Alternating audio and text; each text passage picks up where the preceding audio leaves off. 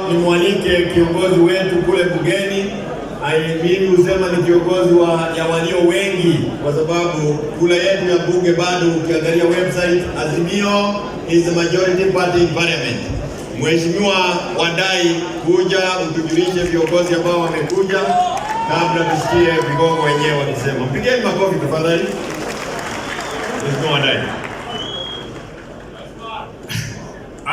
Wanajibulio tunaona bwana Makenzi katika Ikulu alikuwa na pamoja. Shakahola ni State House Annex, wale waweze kufanya uchunguzi wa Shakahola. Ndio tunaambia bwana Ruto, wewe koma kabisa, huna uwezo wa kuunda tume ya kufanya uchunguzi, wewe ni mshukiwa.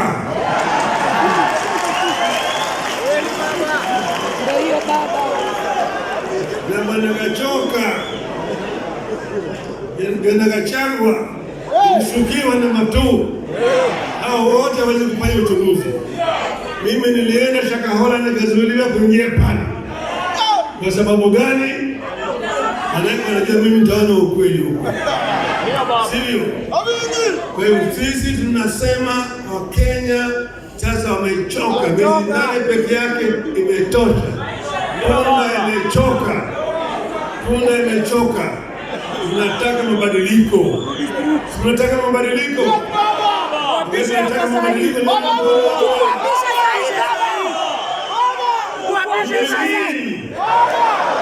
Jubilee. Azimio. Asante sana.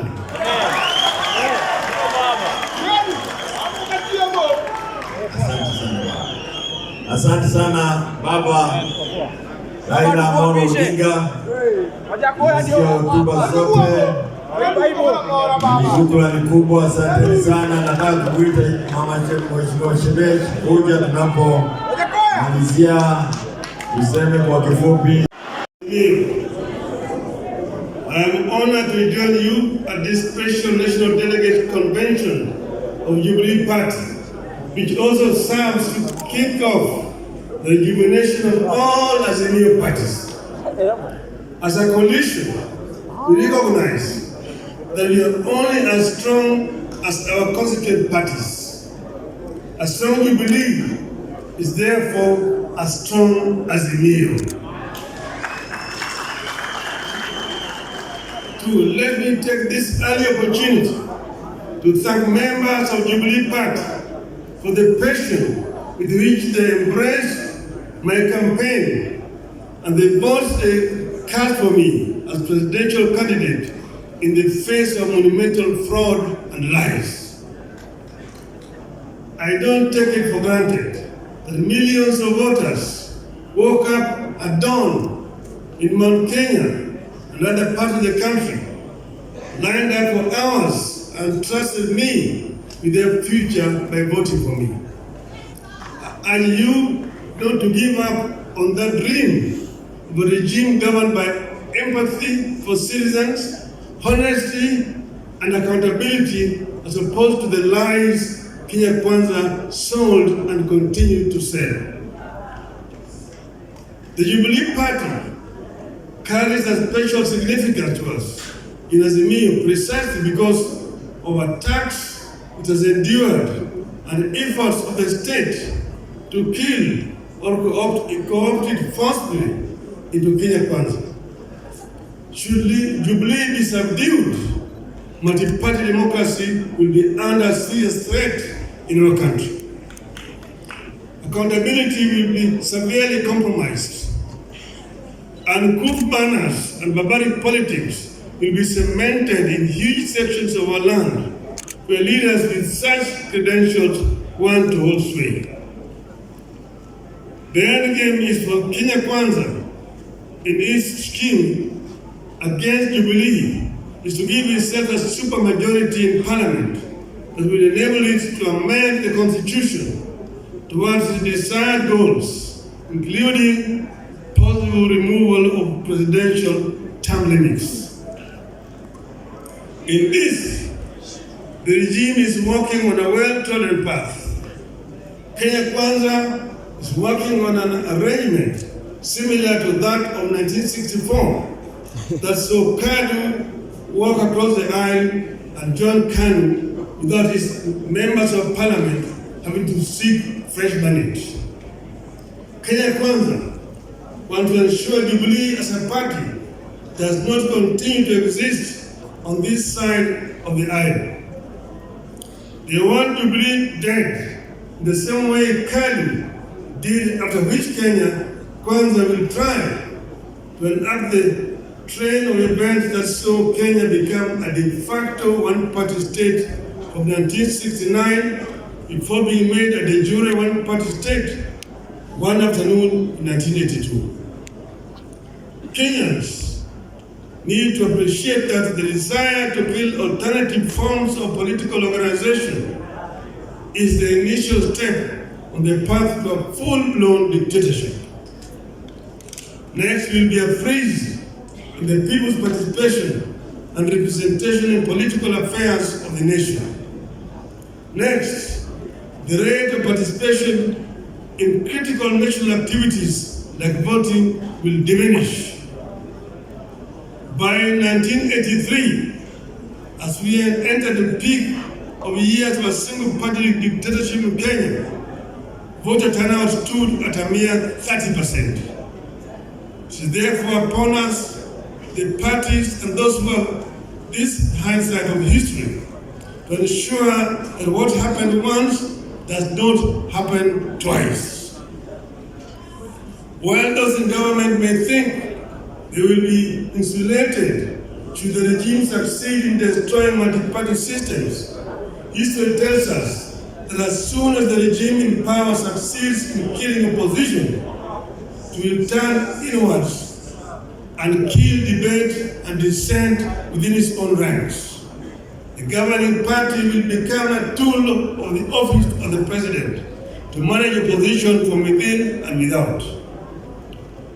When that happens, only one voice will matter, that of the president. Even those politicians who now think they will power in the government party will not know where they lost the plot. The people trying to kill or take over Jubilee and hand it over to Kenya Kwanza may not be fully aware of the complex schemes being plotted by their sponsors. They are mere pawns in a game that will eventually consume them. Kenyans will recall that one afternoon in 1982, a few excited members of parliament set and approved the making of Kenya a one-party state. Those excited men and women who voted aye that afternoon in 1982 thought they were punishing other people. A number of them became the very first victims of the snares they thought they were laying for others. Which is why Jubilee's war toward of Kenya Kwanza must be the war of every Kenyan who treasure freedom, the rule of law, and respect for human rights, including the right to associate and to hold and express views freely. I must commend Jubilee Party for remaining strong, focused in the face of sustained state-sponsored onslaught. I am happy that the party recognizes its responsibility to Kenyans to defend and sustain our hard-won multi-party system. More importantly, I commend the Jubilee Party for continuing to fight for lowering of cost of living, electoral justice, inclusivity in appointment in public office, and abolition of excessive taxation of Kenyans. I want to assure you that we will fight this battle together and we will win it together. Failure is not an option. Failure is not an option. As we push for respect for political parties, I want to make a heartfelt call in our country to respect leaders who have served our nation and handed over the baton to others. In the recent months, we have seen very uncouth, very primitive, and unwarranted attacks in the person and property of His Excellency Uhuru Kenyatta and his family, including the founding president, Mr. Jomo Kenyatta. Shame on them. Nothing could be more uncouth than what we have witnessed in this regard, especially when it comes from men and women who call themselves leaders, who expect to be respected when they retire, unless they plan to die in office. I must commend my brother and our fourth president, Uhuru Kenyatta, for the dignity and decorum with which he has borne the insults and abuses for the sake of the stability of the nation, the peaceful coexistence of Kenyans, and the dignity of Kenya's presidency. I personally thank Uhuru for choosing to fly high when they have hit an extreme low. I call for respect to retired leaders, not because Uhuru is with us in Azimio. I said because it is what I believe in, it is what civilized people should do and believe. It is what happened in civilized nations. Kenyans will recall that when Nat took power in 2002 and excited cabinet ministers paid for the blood of the then retired President Daniel Arap Moi, I said no. I said no to the intended frustration of a man who had held various leadership positions right from before independence, ending up as our president for 24 years. As I said when we launched Azimio in Nakuru on 16th of August 2021, we must cleanse this land of the spirit of anger and bitterness, revenge and entitlement that the presidency continues to use. We must also build electoral systems that are resilient, transparent, accountable, and respect the wishes of the voters as expressed at the ballot. We believe that when leaders and governments lack popular support, as is presently the case, accountability, empathy, democracy, and good governance cannot be expected, and the nation cannot move forward. This is the tragedy that afflicts this country today. It is the reason enough for that well-known primitive voice, in the Kenya Kwanza, to stop losing sleep over an imaginary handshake. Kenya Kwanza is too shady to be embraced.